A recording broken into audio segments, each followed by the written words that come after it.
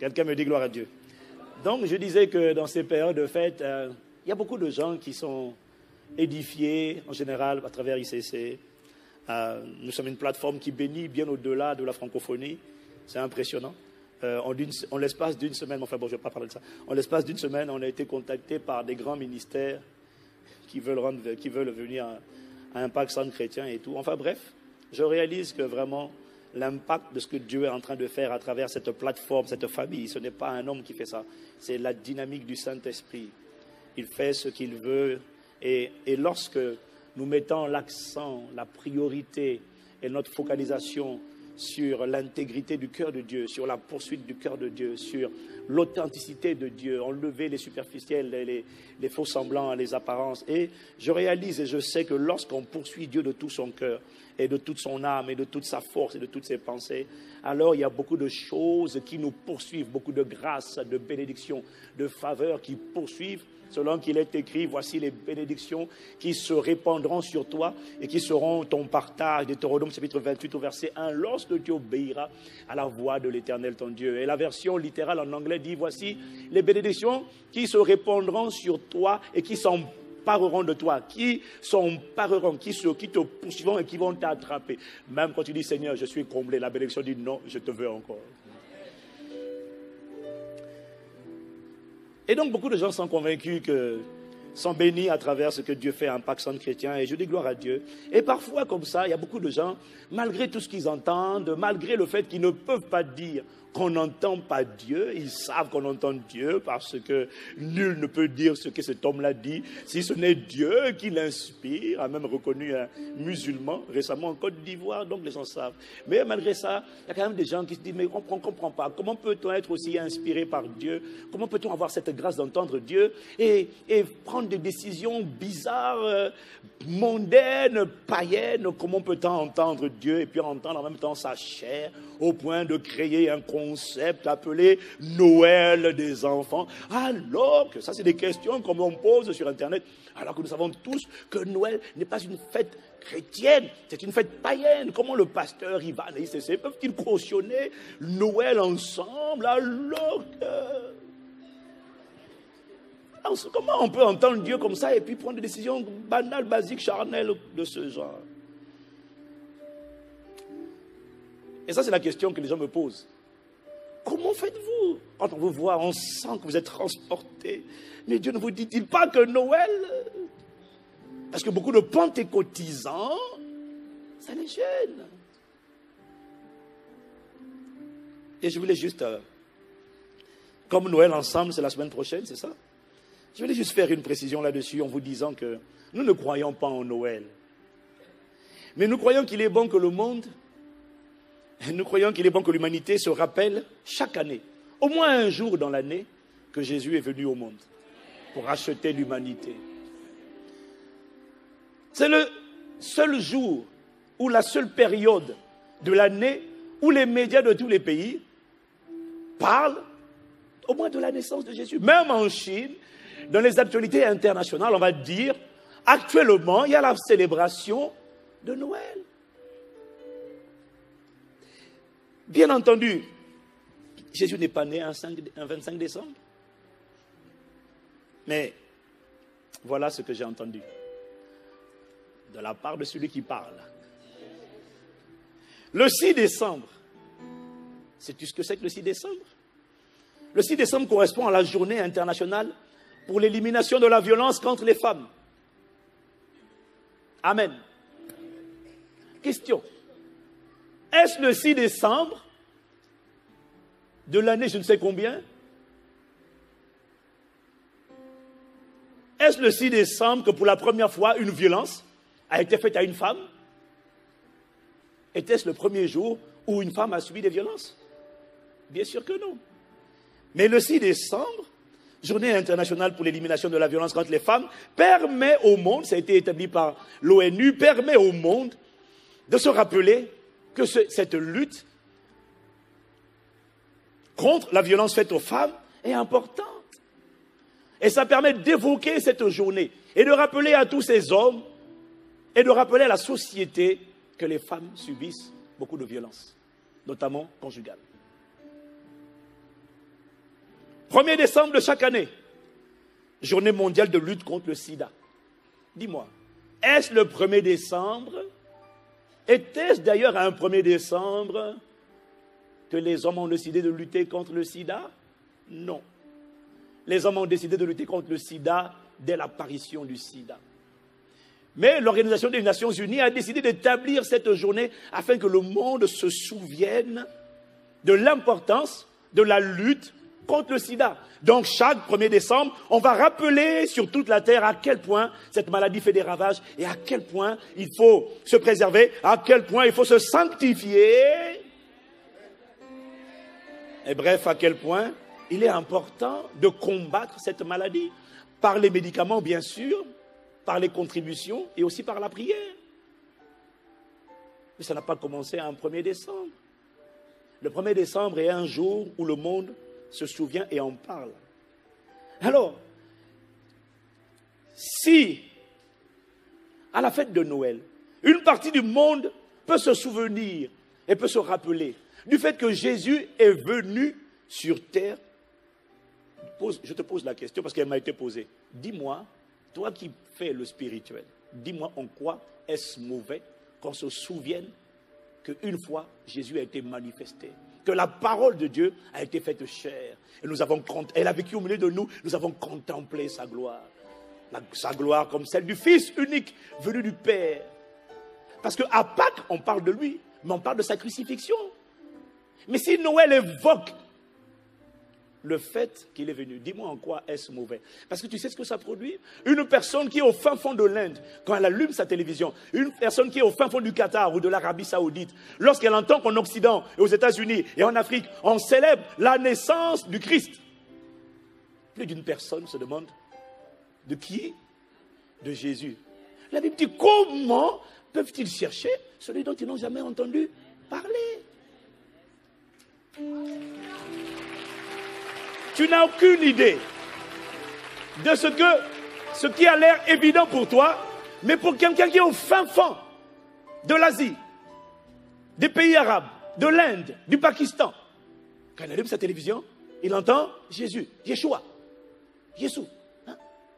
Et à l'intérieur de lui, le Saint-Esprit lui pose une question. Est-ce que tu le connais? Est-ce que tu sais que juste entendre le nom Jésus peut pousser quelqu'un à chercher qui il est? Donc, arrête de faire le spirituel. Arrête de nous faire croire qu'on n'entend pas Dieu. Dis-moi Amen. J'aime quand le Saint-Esprit instruit. C'est quand il parle, c'est tellement simple. Quand il m'a dit ça, j'ai dit, mais Seigneur, mais c'est beau ce que tu me dis là, j'aime ça. Dis-moi Amen. Ah.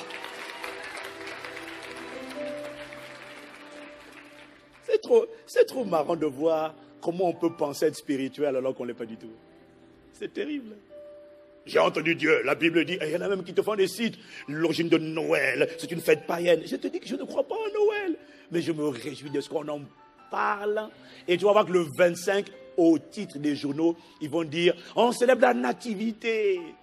Les catholiques vont le faire, les protestants vont le faire, toutes les tendances chrétiennes vont le faire. Certains, tu me diras, mais c'est pas grave. Ce qui est important, c'est qu'on en parle. Et que l'esprit d'une personne soit réveillé. Tu vois, je n'aime pas ta manière. Tu vois, comme tu n'acclames pas, tu vois, là, ça me... Voilà, là.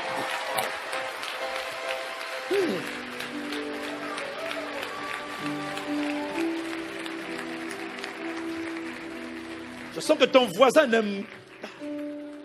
Moi, si on peut parler du nom de Jésus. Paul dit, certains prêchent Christ par esprit de dispute.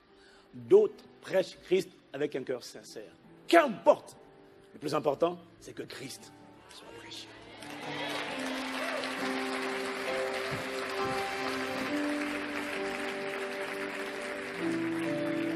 Et ta gloire remplira la terre. Béni soit ton nom, Seigneur, au nom de Jésus. Amen. Dis-moi Amen. Alléluia. Oh, magnifique présence de Dieu. Nous te bénissons, Esprit de Jésus. Aujourd'hui, le Saint-Esprit m'a mis à cœur, dans cette série de rétrospectives de revenir pas 1 an en arrière, mais 2 ans et demi en arrière.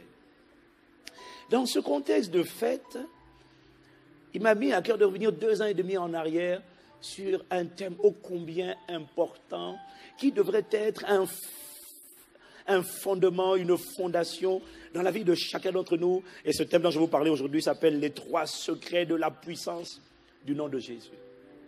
J'en ai parlé il y a 2 ans et demi, mais après avoir fait quelques tests, d'abord j'ai reçu l'impression dans mon cœur. Et puis j'ai douté parce que j'ai dit, mais Seigneur, j'en ai déjà parlé il y a 2 ans et demi. C'est vrai, de nouvelles personnes sont venues. Alors ce que j'ai fait, c'est que j'ai appelé ceux qui sont là depuis 10 ans.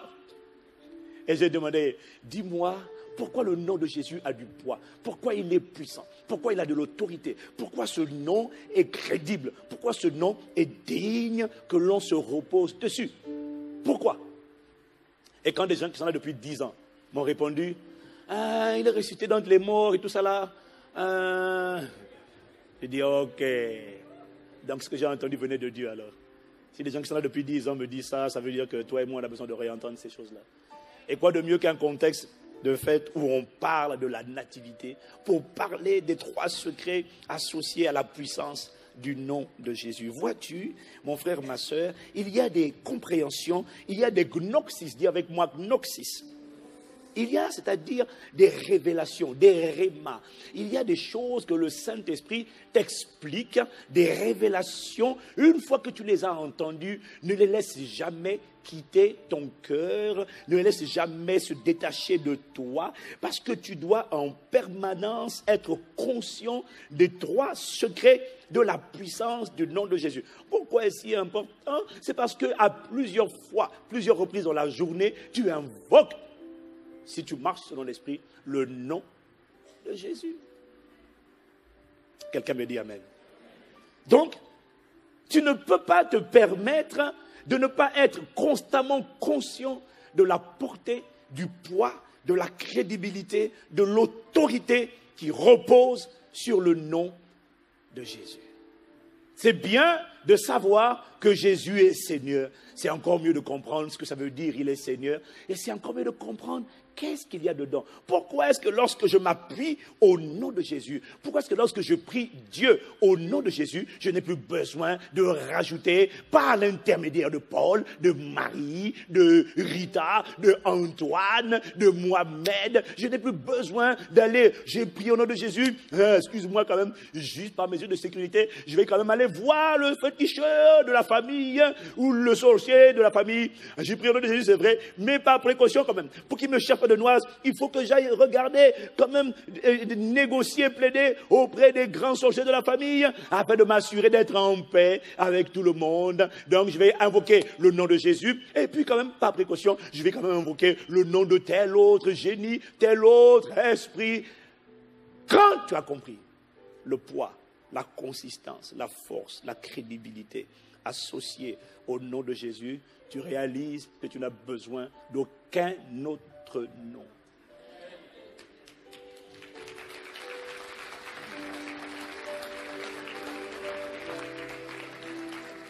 Pour beaucoup de gens, le nom de Jésus, c'est juste un phénomène de mode.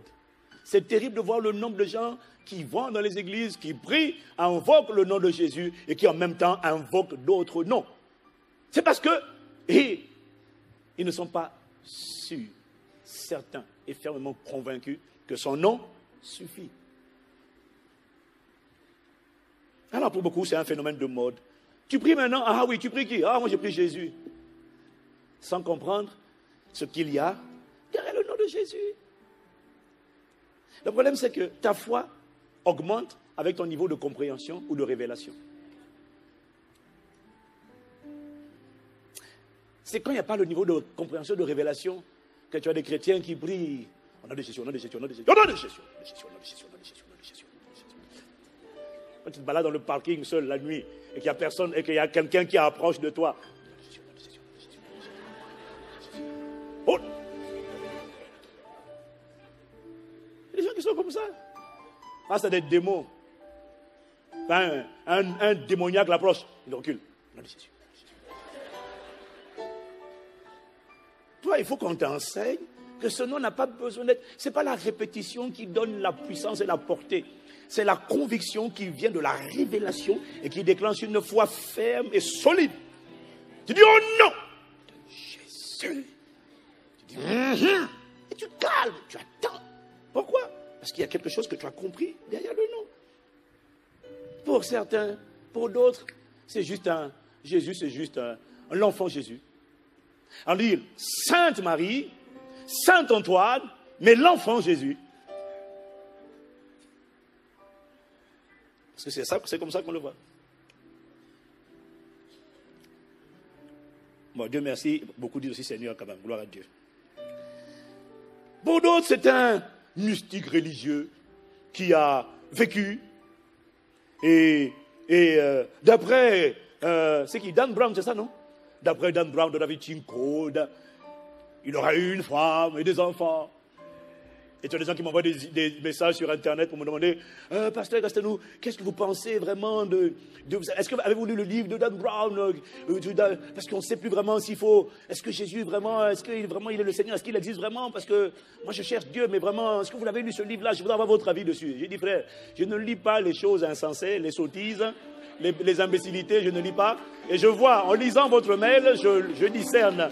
Non, je discerne une personne qui a entendu parler de Dieu, qui a une information qui n'est jamais entrée dans la dimension de l'interaction et encore moins dans celle de l'intimité. Parce que le jour où tu vas rentrer dans la révélation comme Job, tu diras, j'avais entendu parler de toi, mais maintenant je t'ai vu. Alors jeune homme, reste calme, hein, va lire les livres si tu veux. Alors quand on te dit, oh mais tu sais que, vous savez que Jésus a eu une femme, hein? Comment vous démontrez dans la Bible que ce n'est pas vrai? Je n'ai pas le temps pour les chimères, les sottises, les bêtises. Je n'ai pas le temps pour les discussions vaines, inutiles et profanes qui ne produisent absolument rien. Et d'ailleurs, à ICC, les formateurs ont la consigne, quand il y a des gens qui viennent poser des questions inutiles, qui ne vont pas nourrir ton homme intérieur et augmenter ta foi, moi je ne réponds pas. Ah oui, pasteur, que pensez-vous? Il y a des questions auxquelles je ne réponds pas parce que la réponse ne va pas t'édifier. La réponse ne va pas te rapprocher de Dieu. Tu poses des questions juste avec un esprit de contestation pour satisfaire ta curiosité. Et avant de me la poser, tu l'as posée à 10 000 pasteurs. Je ne tomberai pas dans le panneau moustique. Pardon.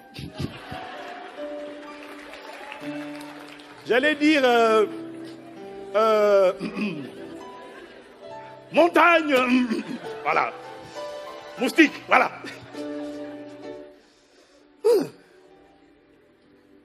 Pour d'autres encore, donc, Jésus est simplement une créature angélique, une créature céleste de haut rang parmi tant d'autres. Et en fait, aujourd'hui, je voudrais vous emmener à avoir de Jésus, du nom de Jésus, la perception que la création invisible, c'est-à-dire les démons, les anges, et la création visible, c'est-à-dire les ouragans, les tempêtes, les figuiers, les cyclones, quand ils le voyaient, quand ils entendaient sa voix, et quand ils le voyaient, ils disaient « Garde à vous, yes !» Il y a une dimension de compréhension. Tu sais, quand nous chantons et nous adorons, as-tu remarqué que des fois, il y a un voisin pas très loin de toi qui a l'air hagard, contemple le plafond en train de se demander pourquoi tel luminaire est-il éteint pendant que toi tu es là en train que ta gloire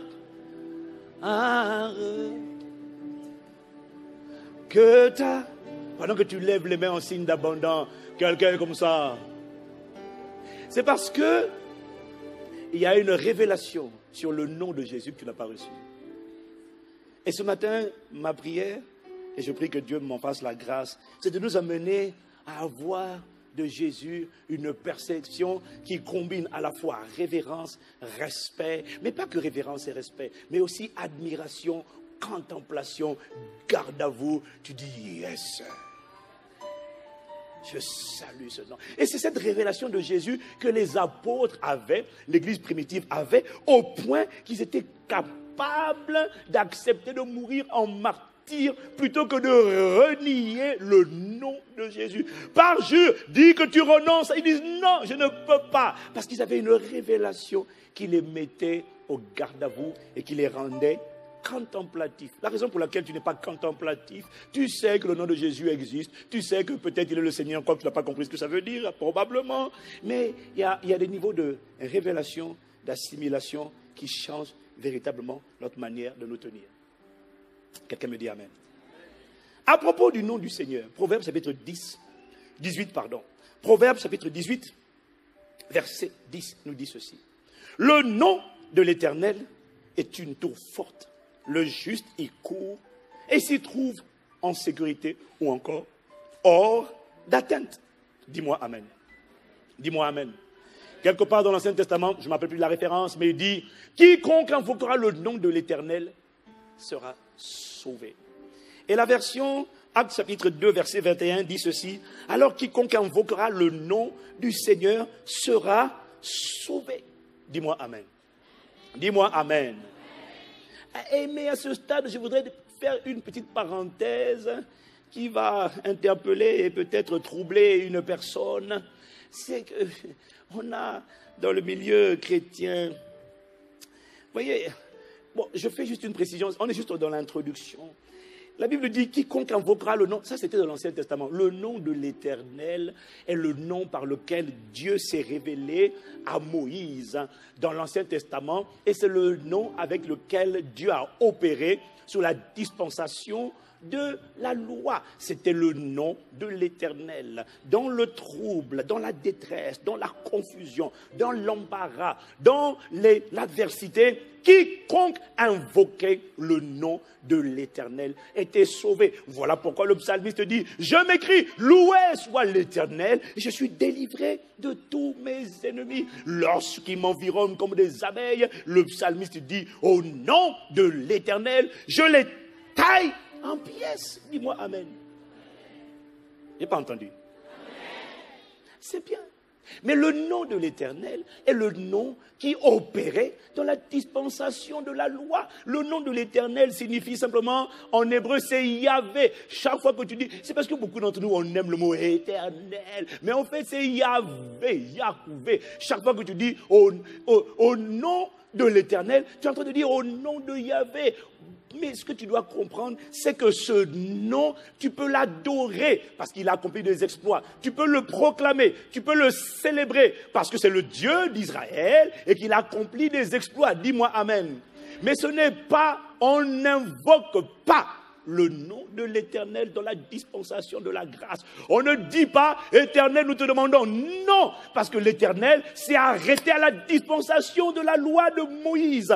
Depuis la résurrection, depuis le commencement effectif de la nouvelle alliance, tous les noms, Yahvé Nissi, Yahvé Tikenu, Yahvé Rapha, tous les Yahvé que tu invoques, Yahvé, l'Éternel des armées, tous ces noms ont été résumés dans un seul nom, le nom de Jésus. Alors quand tu pries, tu as le droit d'invoquer le nom du Seigneur, mais pas le nom de l'Éternel. En fait, je t'explique, la confusion a été introduite involontairement par Louis II lorsqu'il a mis dans l'Ancien Testament l'Éternel, alors que le même texte de Actes 2 verset 21 te dit alors quiconque invoquera le nom du Seigneur sera sauvé. Dans le Nouveau Testament, on n'invoque pas l'Éternel parce qu'en fait dans la version anglaise, dans l'Ancien Testament tu as the Lord et puis dans le Nouveau Testament tu as the Lord. Nous on a l'Éternel, Yahvé, et puis on a le Seigneur. En réalité, le Père est Seigneur, le Fils est Seigneur, le Saint-Esprit est Seigneur. Donc, quand tu dis Seigneur, nous t'invoquons,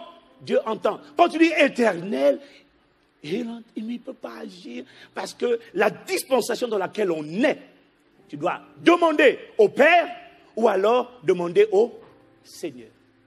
90% des chrétiens invoquent l'éternel. Il y en a même qui vont pire. L'éternel des armées. Essaye quand tu es face à un démon ou dans le coup. Tu te rappelles du nombre de fois où tu dormais la nuit là et puis quelqu'un il vient, il te pousse là et puis il essaie de t'étrangler. Ça t'est déjà arrivé? Oui ou non? Si tu es un vrai gars, ça va t'arriver. Eh oui, tu dors et puis quelqu'un va se battre avec toi. Dis au nom de l'Éternel des armées, au nom de l'Éternel des armées. Ça ne marche pas. Mais quand tu dis au nom de Jésus, ça opère. Parce que le nom de Jésus est le nom qui a autorité dans la dispensation de la grâce ou de la foi. C'est pas parce que tu entends un pasteur prier comme ça qu'il faut prier comme ça. Si tu as ICC, que je t'entends prier, Éternel, notre Dieu, nous t'invoquons. Non, tu dis notre Père ou tu dis Seigneur, notre Seigneur, nous t'invoquons. Le regard de ton voisin.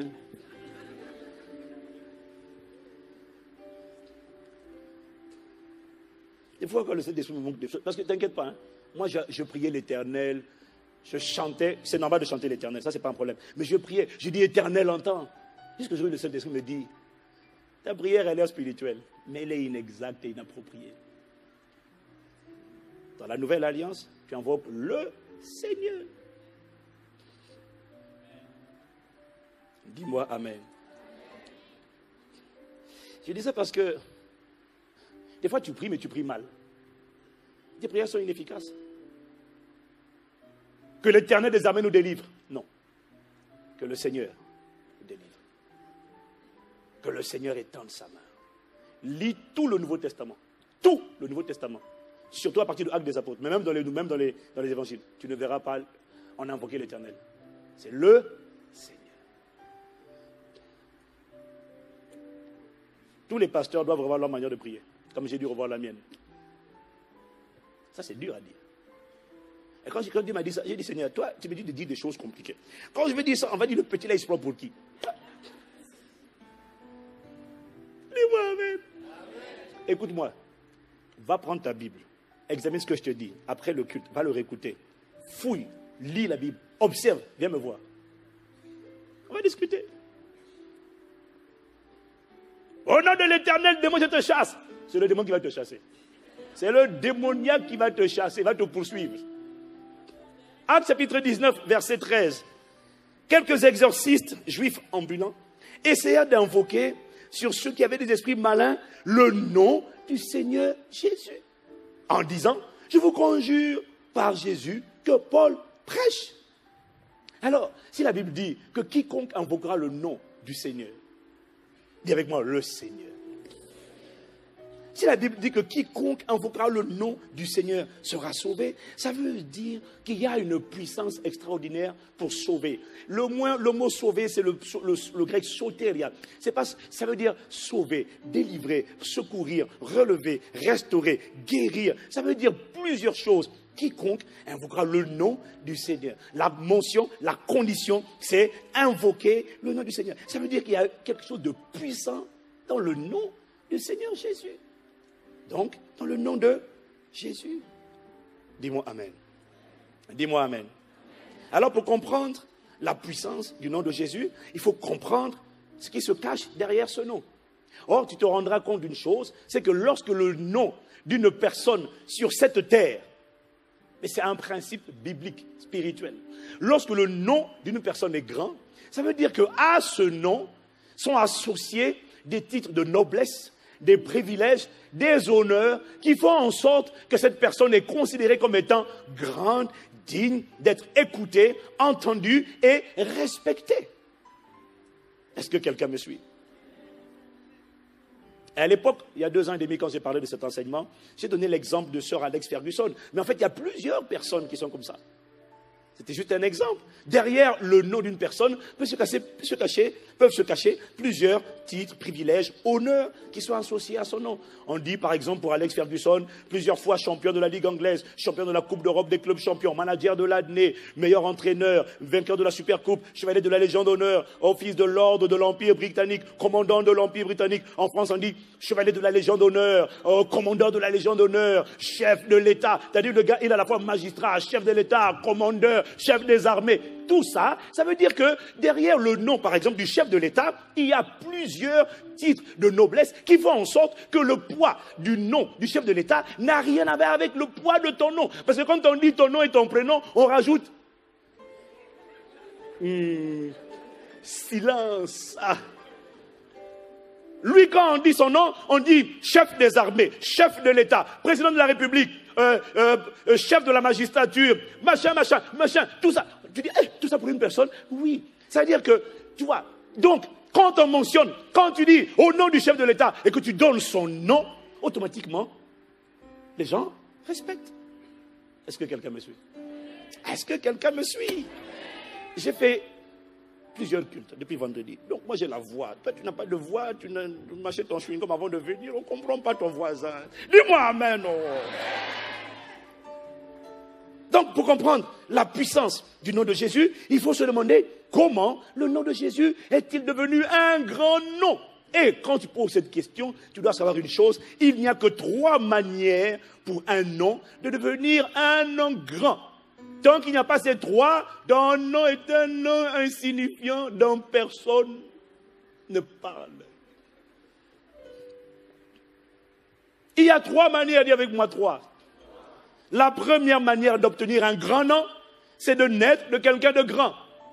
La deuxième manière d'obtenir un grand nom, c'est d'accomplir, c'est de faire acte d'héroïsme ou de bravoure ou de sacrifice inégalé, comme les pompiers du 11 septembre ou comme toutes les personnes qui par exemple, vont sauver. Un homme qui saute à la mer pour sauver un enfant, une personne qui est en train de se noyer, tout de suite, il fait la une des médias, et on parle de lui dans les actualités, et après on l'envie dans les plateaux, télé, etc. Bref, à travers un acte d'héroïsme et de bravoure, ton nom peut devenir grand. Et il y a une troisième manière d'obtenir un grand nom, il n'y en a pas d'autre. Une troisième manière d'obtenir un grand nom, c'est des performances, des accomplissements, des exploits inégalés. Exemple, Lionel Messi, l'année dernière, en 2011, il a été élu champion des champions du monde. Quand tu dis Lionel Messi, tout le monde connaît, et son nom est devenu grand. Est-ce que quelqu'un me suit? En réalité, une seule manière suffit pour avoir un grand nom. Lionel Messi, tu ne le connais pas dans d'autres domaines, mais on le connaît dans le domaine du sport. Et quand tu dis son nom, les gens disent, ah, c'est un nom, quelqu'un qui est connu.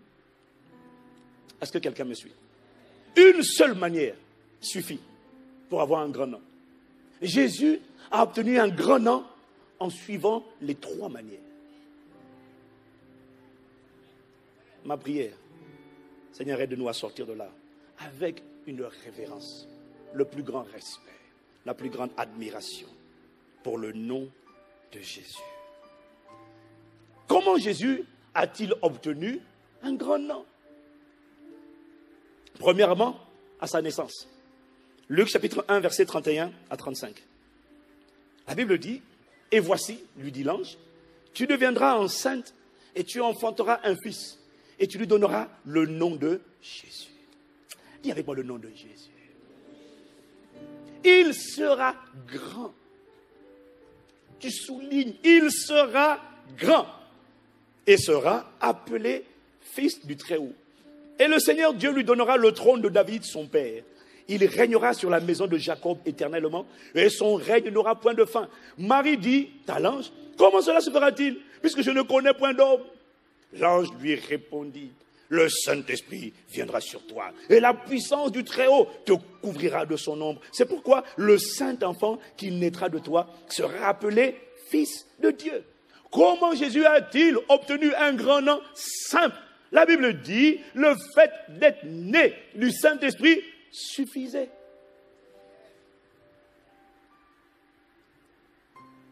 Le simple fait d'être né de quelqu'un qui est grand fait de toi, te confère un grand nom.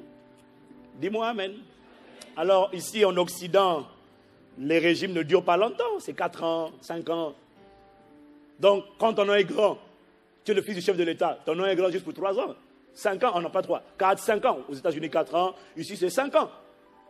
Mais, dans beaucoup de pays là-bas, là, chez nous, là où nos vieils hommes, là où nos vieils hommes sont sortis, les gars sont au pouvoir pendant 30 ans. 40 ans. Il y en a 50 ans. Donc, c'est-à-dire que dès que tu nais de ton papa, la police te respecte, les gendarmes te respectent, les contraventions n'arrivent pas à toi, les palabres n'arrivent pas à toi. Pourquoi? Parce que ton nom impose le respect, parce que tu es le fils de ton papa, et quand ton papa est le chef d'État ou le premier ministre pendant 50 ans, personne ne te touche. Automatiquement, le pays te respecte. Et le pays t'obéit. Est-ce que quelqu'un me suit? Ça va changer au nom de... Ouh là là. Faites un peu d'alternance quand même, les gars. Ah! Oh! Dis-moi amen. Dis que quelqu'un entende là. Ils vont voir ça à la télé. Dis-moi amen là. Ah! Un peu d'alternance, les gars. C'est quoi? De toute manière, ça va changer. Non, les ténèbres ne régneront pas toujours sur la terre. Maintenant, priez pour moi. Dis-moi amen. Ok, quel est le point? C'était une excursion politique, politicienne. Quel est le point? Le simple fait, nous dit ce texte, il a dit, il sera grand. Il sera grand, pourquoi? Parce que le Saint-Enfant qui naîtra de toi, le Saint-Esprit viendra sur toi, la puissance du Très-Haut te couvrira de son ombre. C'est pourquoi le Saint-Enfant qui naîtra de toi sera appelé Fils de Dieu. Le simple fait d'être né de Dieu suffisait pour que Jésus soit grand. Parce que le fait d'être né de Dieu faisait de lui le Christ. Luc chapitre 2 verset 11, c'est qu'aujourd'hui, dans la ville de David, il vous est né un sauveur qui est le Christ, le Seigneur. Le seul fait d'être né du Saint-Esprit suffisait pour que le nom de Jésus soit grand.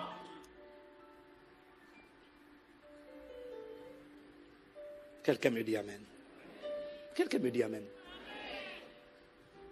On l'appelait Jésus, mais Jésus était le Christ. Ça veut dire qu'il était né d'Esprit Saint.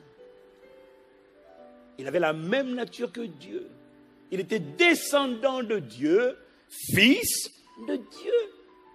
Ça suffisait pour qu'il soit grand. Dis-moi amen.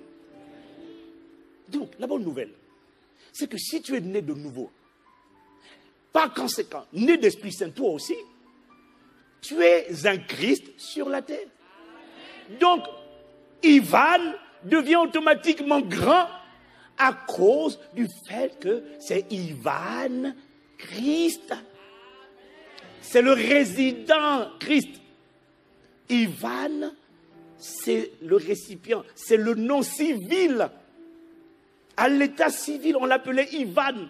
Dans le royaume des cieux, Jésus, on l'appelait Christ. C'était Jésus, le Christ. Le résident, c'était Christ. Le récipient s'appelait Jésus. Et Marie était la mère de Jésus. Bon, ok, tu vas comprendre quand on va finir ce cas. Quand on aura fini, on aura rendu les machins, les coffrets, les DVD, tu vas comprendre. Dis-moi amen. Dis-moi amen.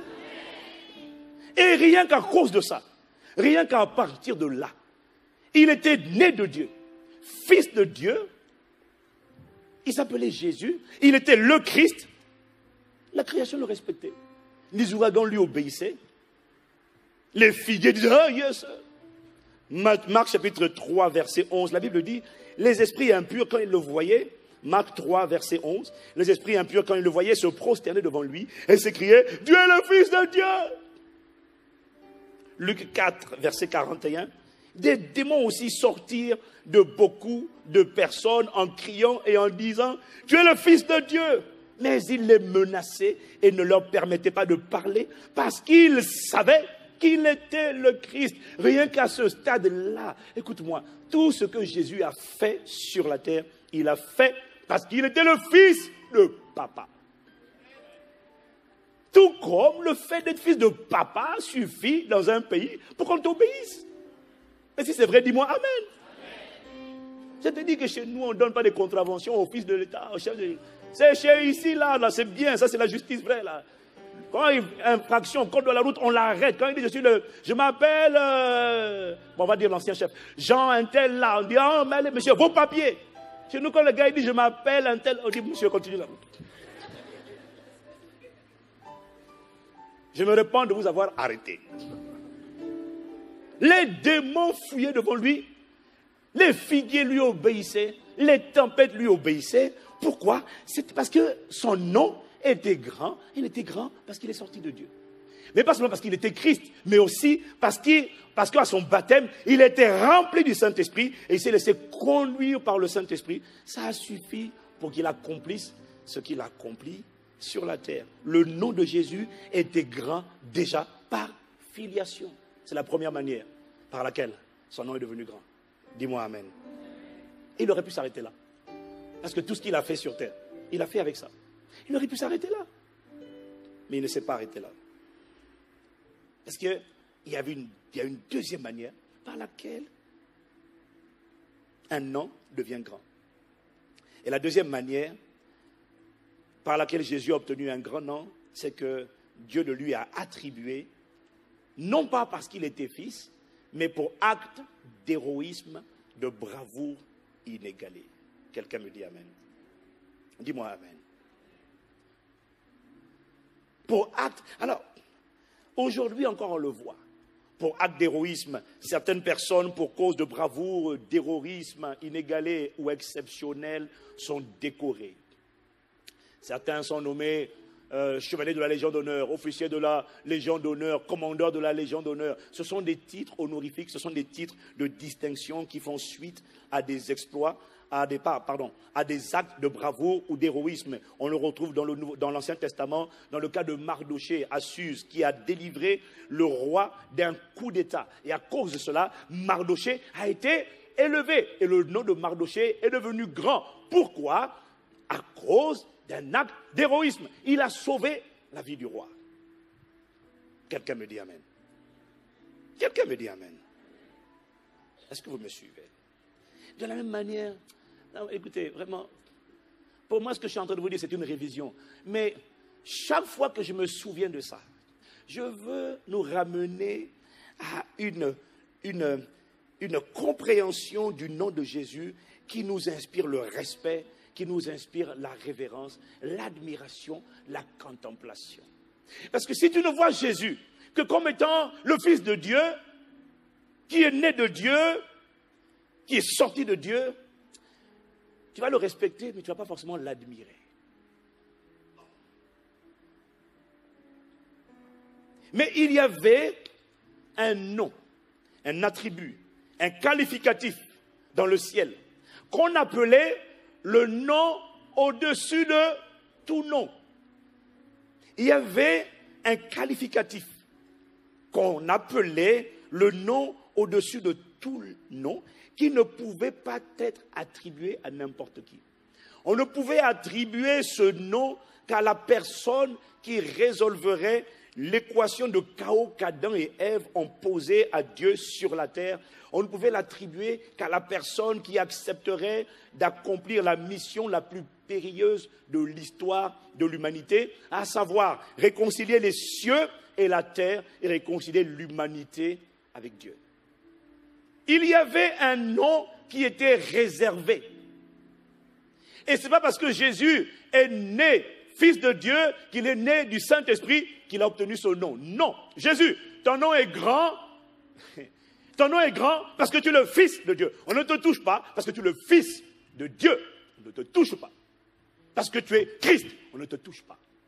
Mais ce nom, au-dessus de tous les noms, n'a pas été attribué à Jésus à cause de ça. Il a été attribué à Jésus pour acte d'héroïsme et de bravoure. Lis avec moi Philippiens chapitre 2, versets 6 à 11. Version du Semeur. La Bible dit, lui qui, dès l'origine, était de condition divine, ne chercha pas à profiter de l'égalité avec Dieu. Mais il s'est dépouillé lui-même et il a pris la condition du serviteur. Il se rendit semblable aux hommes en tout point. Et tout en lui montrait qu'il était bien un homme. Rappelle-toi que tout ce qu'il a fait sur la terre, il ne l'a pas fait comme Dieu, mais il l'a fait comme fils de l'homme, c'est-à-dire comme être humain. Dis-moi amen. La Bible dit, au verset 8, il s'abaissa lui-même en devenant obéissant jusqu'à subir la mort. Oui, la mort sur la croix. C'est pourquoi Dieu l'a souverainement élevé à la plus haute place et lui a donné le nom qui est au-dessus de tout nom. Afin, ou encore pour qu'au nom de Jésus, tout être s'agenouille dans les cieux. Bon, là, maintenant, je prends 8 secondes. Afin qu'à la mention du nom de Jésus, tout genou fléchisse dans les cieux, sur la terre et sous la terre, et que toute langue confesse que Jésus-Christ est Seigneur, à la gloire de Dieu le Père. Dis-moi amen. Voyez-vous, Jésus, ici, il explique que Jésus a obtenu le nom qui est au-dessus de tout nom. Pas parce qu'il était fils de Dieu, mais parce qu'il a accompli un acte de bravoure et il a réalisé un sacrifice jamais égalé. Quelqu'un me dit amen. comment a-t-il eu son nom? Philippiens chapitre 2 nous dit que lui, il était de condition divine. Il n'a pas négocié. Il n'a pas dit, non, je suis Dieu. Non, la Bible dit, il s'est dépouillé lui-même. Il a pris la condition du serviteur. Il s'est rendu semblable aux hommes en tout point. Et tout en lui montrer qu'il était bien un homme. Ce que, des fois, nous ne réalisons pas. C'est qu'avant de venir, il existait. Jean chapitre 1, verset 1 dit, au commencement était la parole. La parole était avec Dieu. La parole était Dieu. Dis-moi amen. Au commencement, on l'appelait la parole de Dieu. C'est-à-dire que c'était la deuxième personne de la Trinité. Il était Dieu. Il a créé toutes choses. Et la Bible dit qu'il n'a pas regardé son égalité avec Dieu comme une proie arrachée. Il a accepté de se dépouiller, de se déshabiller, d'enlever toute sa gloire et de prendre une condition de simple serviteur. Il a renoncé à tous ses attributs divins. Voilà pourquoi sur la terre il était limité. Il a renoncé à ses attributs. Il ne pouvait plus être omnipotent. D'abord, il ne pouvait plus être omniscient. C'est-à-dire connaître tout en temps réel, en même temps. Il dépendait désormais du Saint-Esprit. Lorsque Lazare est mort, c'est parce que le Saint-Esprit lui a donné la connaissance révélée de ce que Lazare venait de mourir. Mais si le Saint-Esprit ne lui disait pas, il ne pouvait pas savoir, parce que la Bible dit ici qu'il est devenu comme un simple homme. Il a renoncé à tous ses attributs divins. Il n'était plus omniscient. Il ne connaissait plus tout en temps réel. Il fallait que le Saint-Esprit lui révèle les choses. Il a renoncé à devenir omniprésent. Il ne pouvait plus au même moment être présent partout. Il était limité en un seul point, paix. Et il a connu les limitations de l'être humain. Il s'est retrouvé à avoir faim. Au puits de Jacob. Dieu a-t-il faim? Jamais. Pourquoi? Parce qu'il a renoncé à ses attributs divins. Il ne pouvait plus être présent. Voilà pourquoi il a mis plus de 3 jours pour marcher de là où il était pour aller rejoindre la tombe de Lazare. S'il avait gardé ses attributs divins, mon gars, il aurait fait comme il a fait après la résurrection.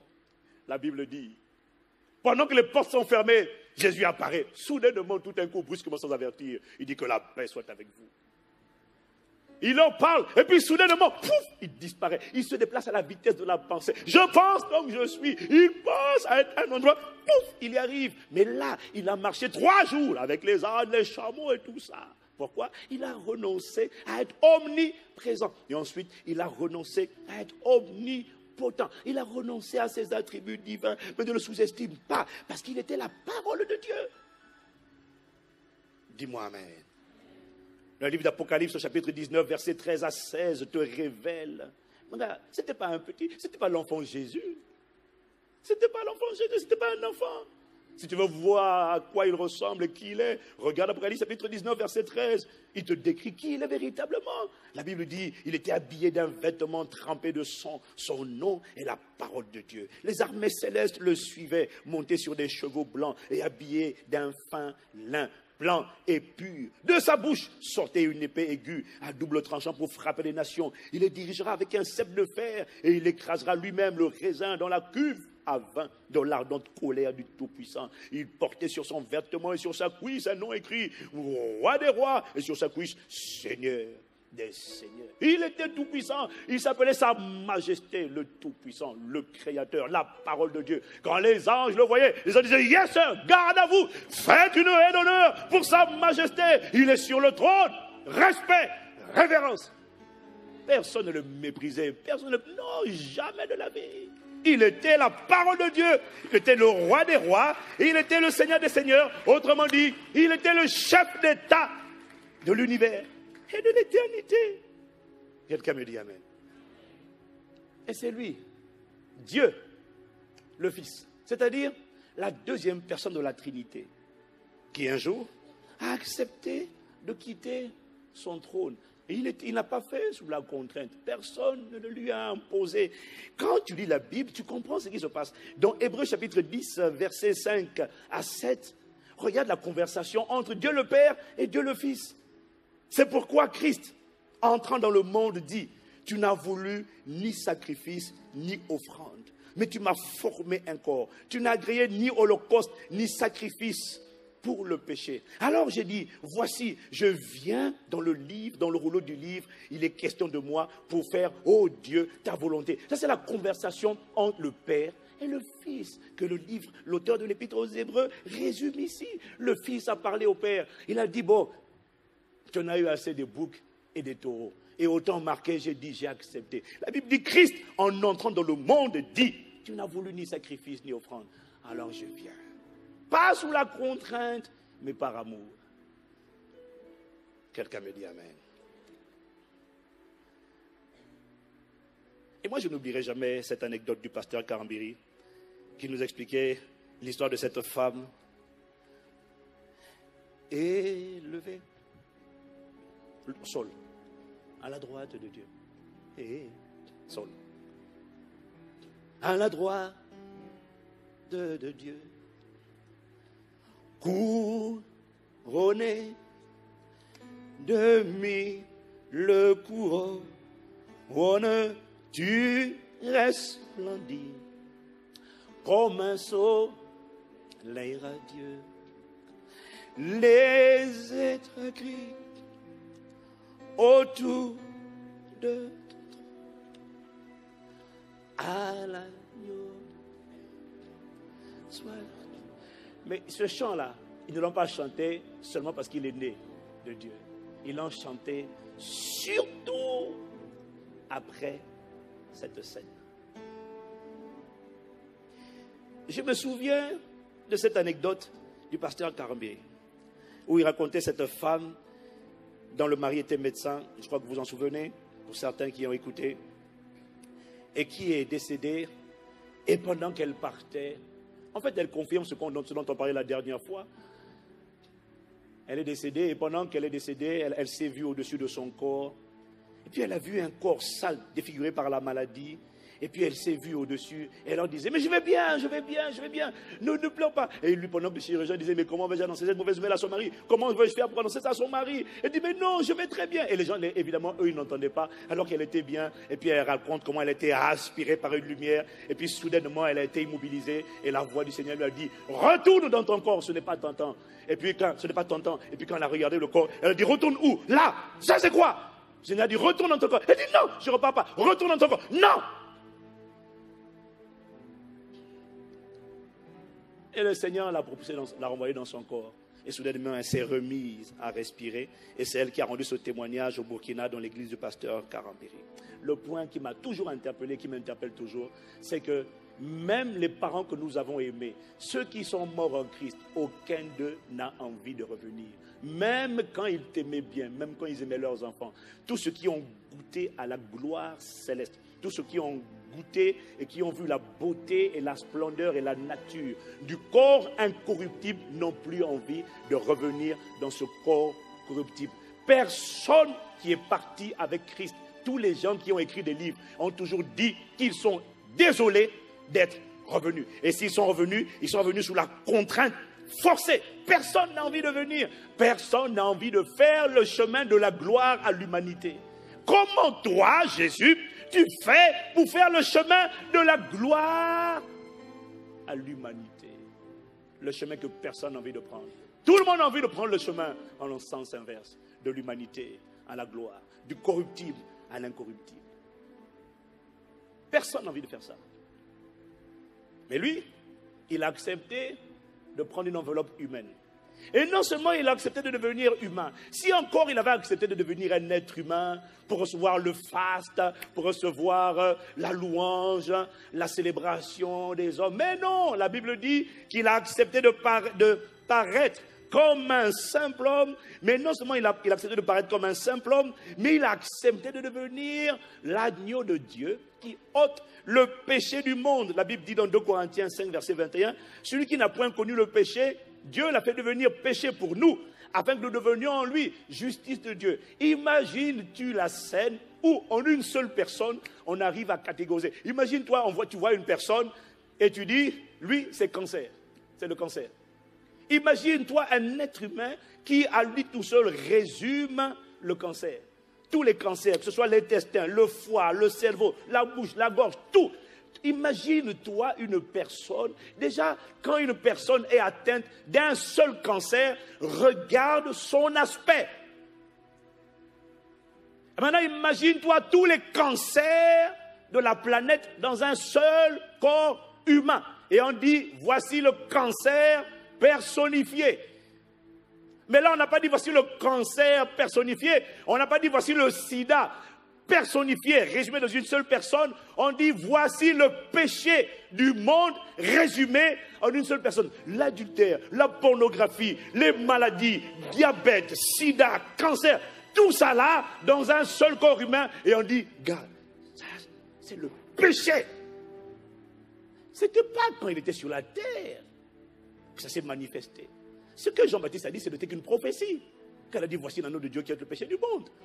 L'agneau de Dieu a été matérialisé où? À la croix. Parce que c'est là que le péché, il a porté, ce n'était pas avant. Il a fait pourquoi? Par amour pour toi et pour moi. Aucun ange, aucune créature angélique ne pouvait accomplir cette mission à sa place. Pourquoi? Parce que c'est Adam, un être humain, qui a donné le pouvoir à Satan. Et il fallait que ce soit un être humain. Et il fallait que ce soit un 100% être humain. Sinon, il n'y aurait pas eu justice, il n'y aurait pas eu équité. C'est Adam, un être humain normal, qui a vendu la terre. Il fallait que ce soit un être humain, 100% humain, normal, qui récupère la terre. Voilà pourquoi, pour que ce soit équitable, il a enlevé sa tenue de Dieu. Il a paru comme un simple homme. Il n'était pas obligé de le faire. Il l'a fait par amour. Et moi, quand je réfléchis à ça, je me dis, en lisant l'histoire, il a eu plusieurs... Parce que c'est quand même terrible. Tu es le Tout-Puissant.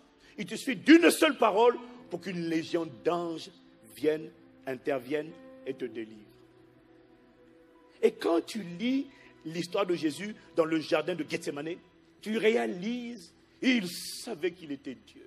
Il savait qu'il lui suffisait de dire une parole suffisait pour que la scène appelée la passion de Christ cesse et que les moqueries des êtres humains cessent immédiatement. Comment peut-on être sa majesté? Même la Bible dit que même les anges désiraient plonger leur regard tellement ils ne comprenaient pas un tel mystère. Ils ne comprenaient pas comment des êtres humains, des moustiques devant qui ils ne sont, devant qui eux ne sont que poussière, comment des êtres humains peuvent dire à sa majesté, d'abord même on ne comprend même pas ce que sa majesté est allée faire dans un corps humain. Et en plus, sa majesté est défigurée. Et en plus, ces vermisseaux, ces insolents et insensés êtres humains rebelles qui osent lui parler avec mépris en lui disant « Si tu es le Fils de Dieu, descends de la croix ». J'imagine déjà les anges en train de dire, archange Michael dire « Majesté, laisse-nous frapper tous ces hommes. On les fait disparaître en une seule fraction de seconde. » Et il dit « Non, ne boirai-je pas la coupe que mon Père m'a donnée à boire ? Laisse-nous intervenir. » Et puis pendant ce temps, tu as des êtres humains qui sont là. Ah, il est le Fils de Dieu. Et puis il y a un insensé qui prend sa lance et qui vient le percer sur le côté. Et puis ils sont tous là en train de dire na na na na na. J'imagine les anges en colère dit laisse-nous intervenir.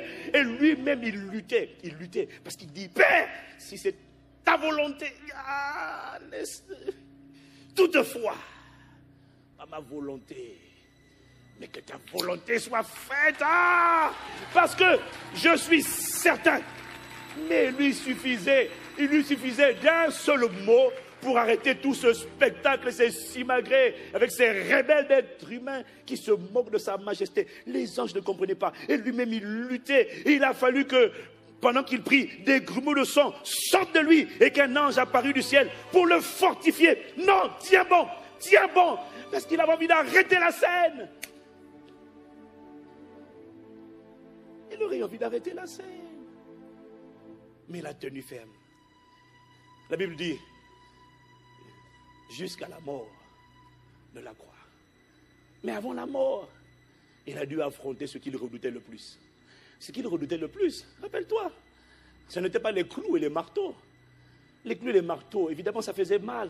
Il disait, aïe, Mais ce qu'il craignait le plus, c'était l'instant fatidique où lui, le Fils, qui a toujours été un avec le Père, allait devoir accepter le fait que le Père, tellement il était défiguré, tellement il était sale, tellement il était souillé, le péché du monde. Mais Dieu le Père est trop saint, trop juste. Dieu ne pouvait plus regarder. À un moment donné, Dieu le Père dit, je ne peux plus voir le spectacle, je suis obligé de me détourner. Et le Fils dit, oh mon Dieu, pourquoi m'as-tu abandonné? Il a soupiré, non, fais pas ça. Dieu le Père dit, je ne peux pas. Et la Bible dit, là, il a expiré.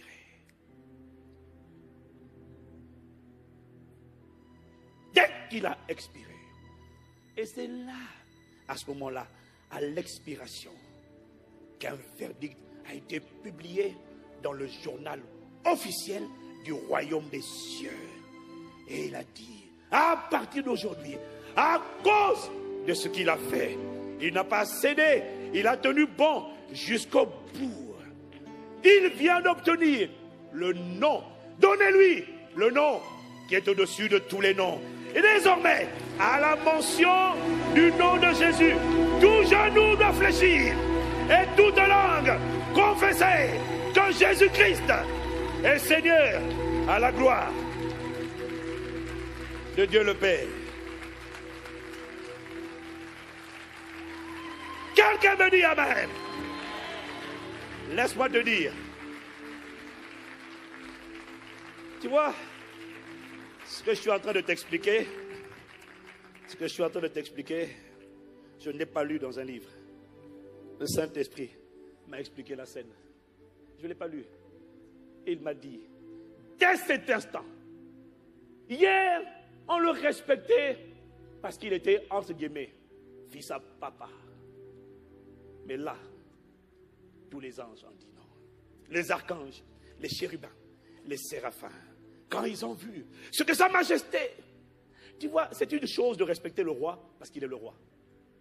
C'est une autre chose de respecter le roi parce qu'il a donné la vie pour son peuple. Il a donné sa vie pour son peuple. Les chérubins, les séraphins, les anges de tous les temps, toute la création s'est mise au garde à vous. Il dit à partir d'aujourd'hui, à l'agneau de Dieu, soit la gloire,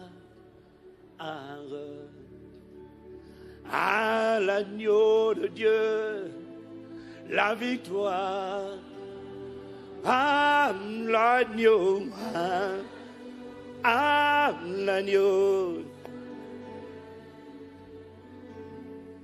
pour tous les siècles.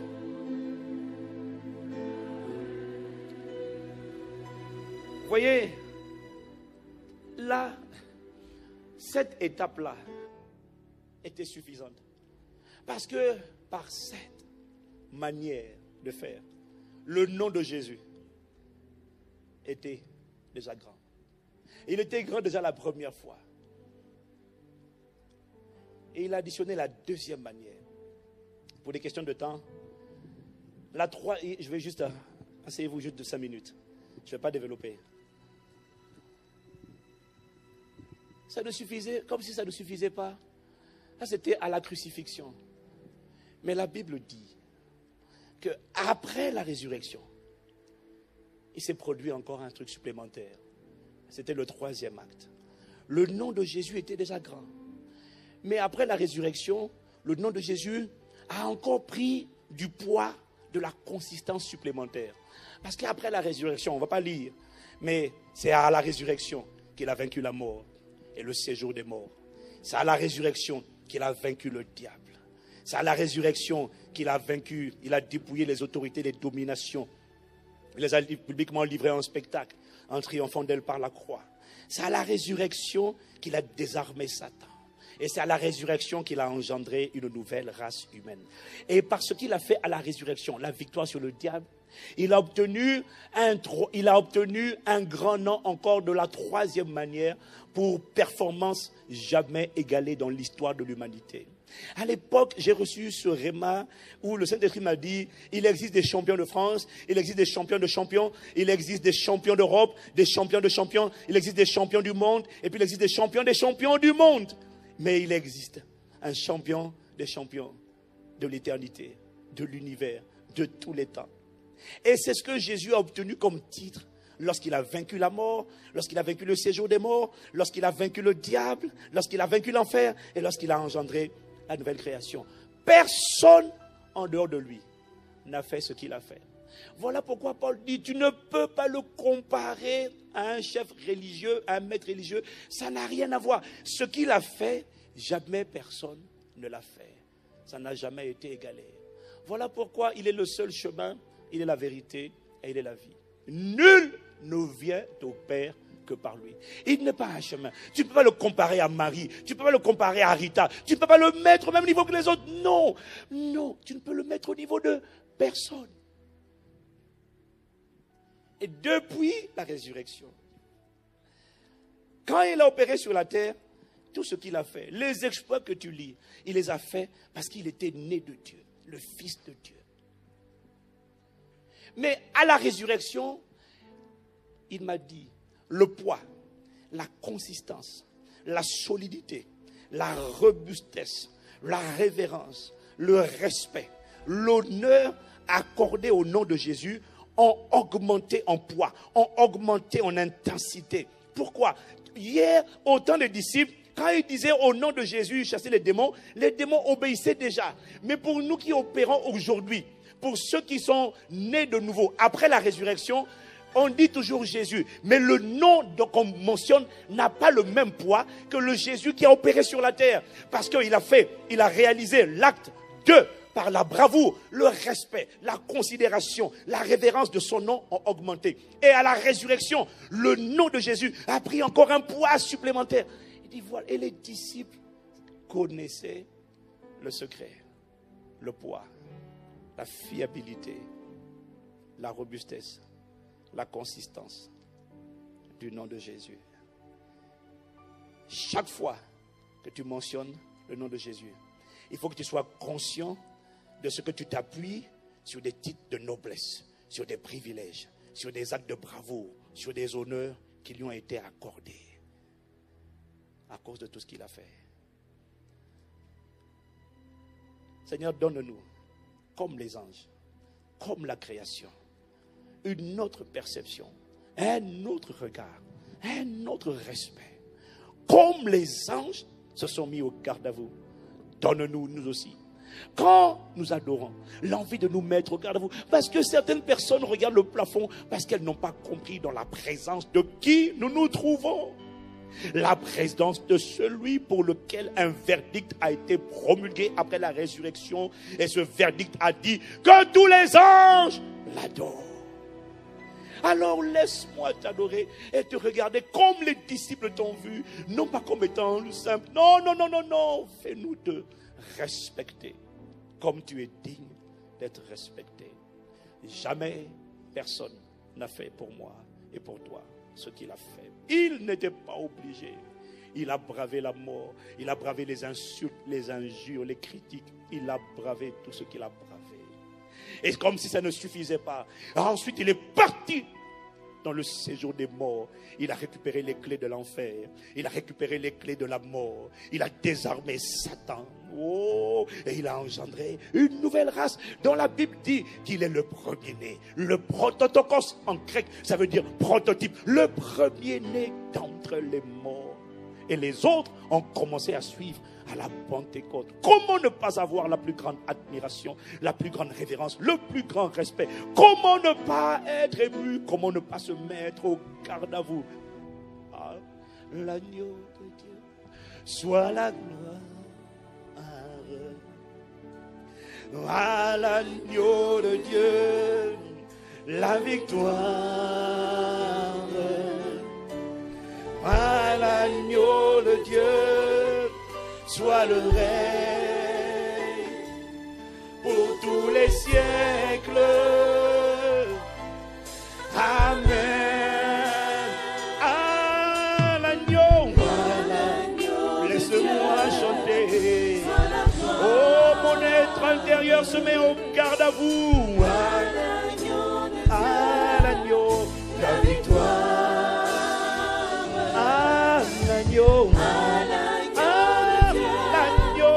soit le règne pour tous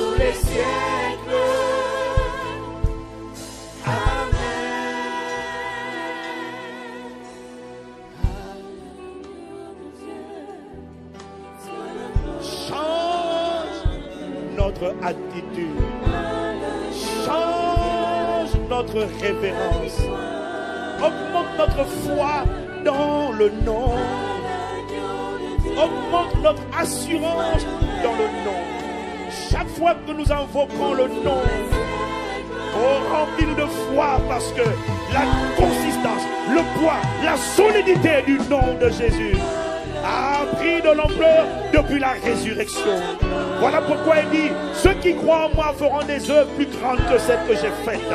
Parce que mon nom a augmenté en poids, il a augmenté en consistance, il a augmenté en robustesse, il a augmenté en solidité, il a augmenté en crédibilité. Oh, laisse-moi contempler, laisse-moi adorer, laisse-moi être ébloui, contemplatif devant l'agneau de Dieu. Y a-t-il une personne pour chanter allégeance à l'agneau de Dieu? Y a-t-il une personne pour se mettre au garde à vous, comme les anges, comme l'armée des cieux, pour reconnaître la souveraineté? L'agneau soit loué. L'agneau qui est sur le trône est digne pour tous les siècles des siècles. Amen, amen, amen. L'agneau. Si tu ne le connaissais pas, je te supplie de revenir à lui. Il n'est pas l'enfant Jésus. Il n'est pas un bébé dans la crèche.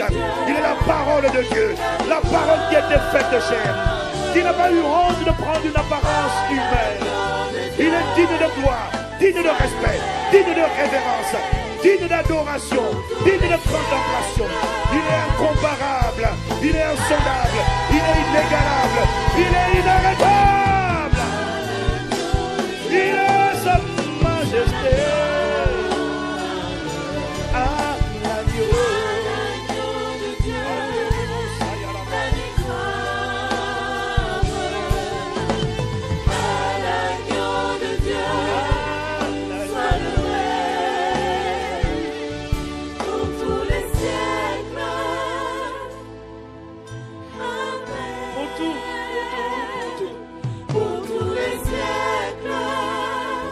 Seulement pour aujourd'hui.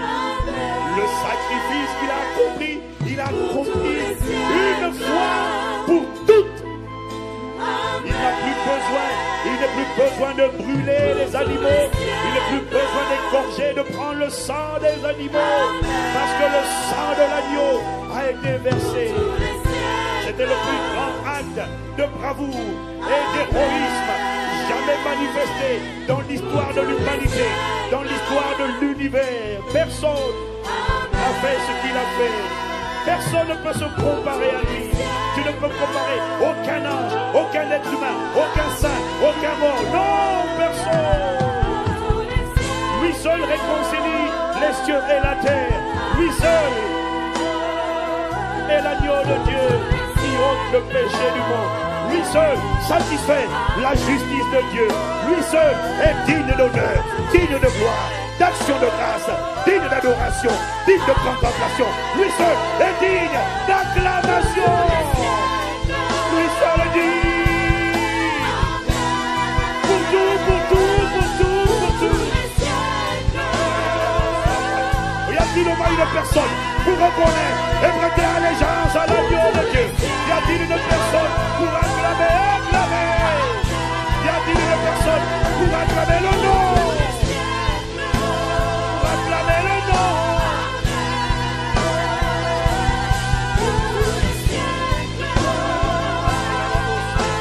Les mains derrière le morceau.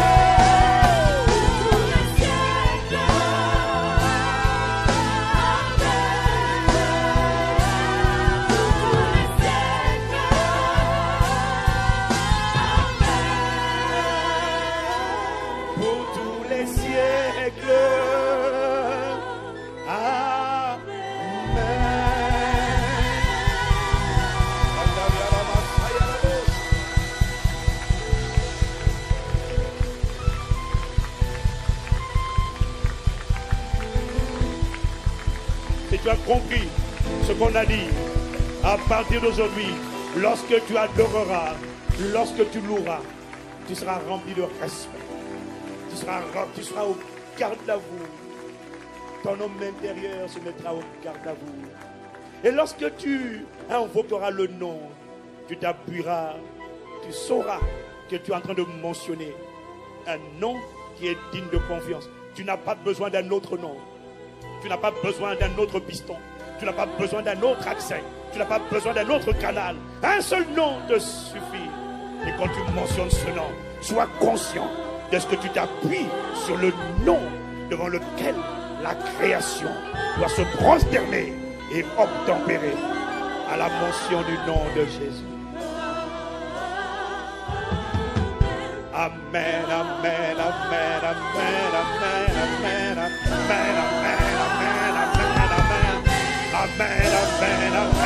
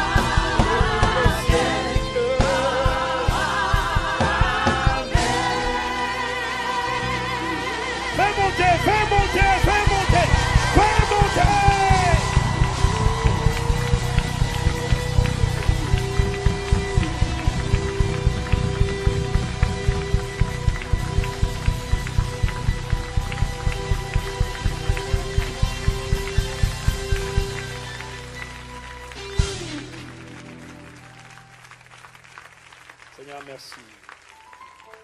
Change notre attitude. Change, augmente notre révérence, notre respect, notre foi, notre confiance. Nous ne nous appuyons pas sur le nom d'un chef d'État ordinaire. Beaucoup, même quand ils vont au nom du chef d'État, ils sont remplis de confiance parce qu'ils savent qu'au nom du chef d'État, on doit leur ouvrir les portes. Les virus, la stérilité, les maladies doivent céder devant le poids, la grandeur, la consistance du nom de Jésus. Augmente notre foi. Merci. À toi l'honneur, à toi la gloire. Dans le nom de Jésus. Amen.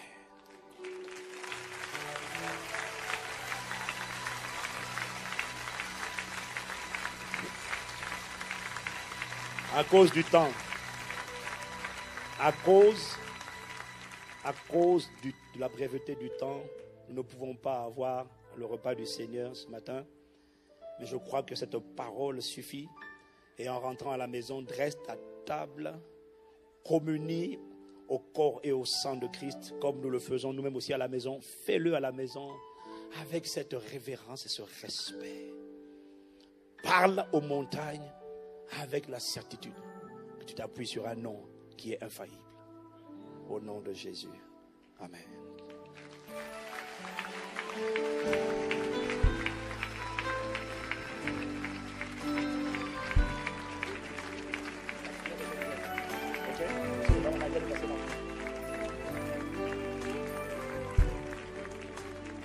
Peut-on acclamer le Seigneur plus fort? Merci de pouvoir prendre place. Nous sommes arrivés à la fin de cette première célébration et nous savons qu'une maison qui reçoit est une maison qui est bénie. Nous voulons prendre le temps d'accueillir comme il se doit les gens qui nous rendent visite, les gens qui sont là et qui nous visitent pour la première fois. Si vous êtes là pour la première fois, nous vous invitons à vous tenir debout pour ceux qui le peuvent. Nous allons vous remettre des drapeaux et vous bénir, vous accueillir. Bienvenue chez vous, bienvenue chez nous. Sentez-vous à l'aise. Soyons détendus. On peut les encourager, encourageons-les. Famille ICC, pouvons-nous nous tenir...